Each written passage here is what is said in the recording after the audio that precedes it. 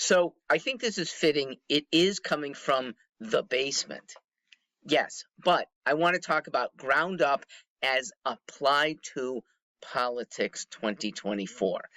And maybe as applied to someone who is now low in the polls, but will certainly ascend out of the basement and maybe to the very top. And that's Vivek Ramaswamy. Vivek is the best candidate who's declared in the field. I am a DeSantis fan. He's not yet declared. I still give it 40%. It's early May that he actually doesn't. He's young. He can stay out for 8 years. Vivek is younger, but better. He exudes everything that families, businesses, organizations, religious ones, even though I don't think he's devout, every one of those groups should like the ascent of a 37-year-old conservatarian. Now, that's my term for it. I call myself a conservatarian, and the values are dead on. It means American values. Now, here's why I think he has a very good chance of being our next president. I don't think he's going to win the Republicans' nomination, but I do think, of all people, Vivek Ramaswamy could get the nominations of multiple third parties.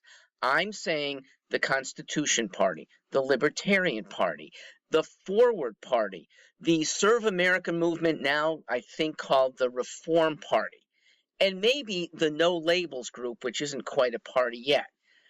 Even the Green Party, I think, would do well to coalesce with other parties to have one fervent non-Democrat or Republican.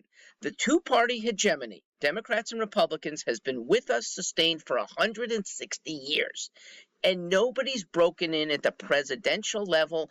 Only a few outside parties have become elected to U.S. Congress. And the stranglehold they have is breakable in 2024 because of the very strong possibility of two decrepit candidates representing Democrat and Republican. And decrepit, I'm not including Joe Biden. I don't think he'll be their nominee. I think it'll be a Democrat stooge, likely Gavin Newsom. Trump will end up in third if Vivek ends up getting a grand set of nominations from third parties that could propel him to second or maybe even first. Now, could he win the nomination from the Republicans outright? Sure, and I'd like to see that. I'm working for that. And I would love to see then other parties pile on and say, all right, the Republicans have nominated somebody we really like, and we're nominating him too.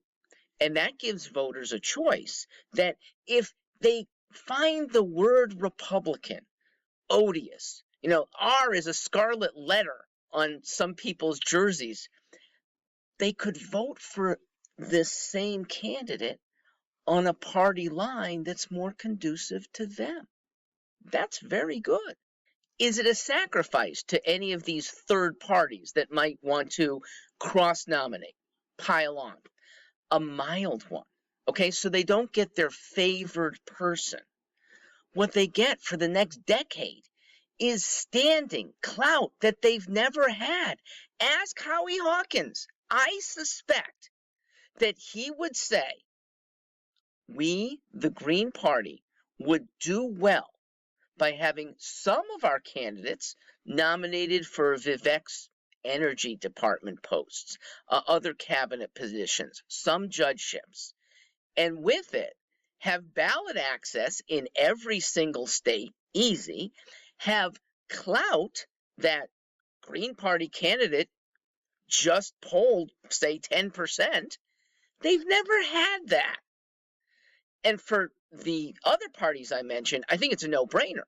I think, except for the fact that he's a Republican, Vivek exudes the values that almost all libertarians, Constitution Party members, Reform Party members all would like to see. So I'm hoping that a coalescing can occur. I hope that the Republicans will end up coming to their senses and recognizing that Trump's a loser and end up with the best chances of taking presidential power since Ronald Reagan. I'm Mark Stewart in the basement, but moving on up. Thanks for listening.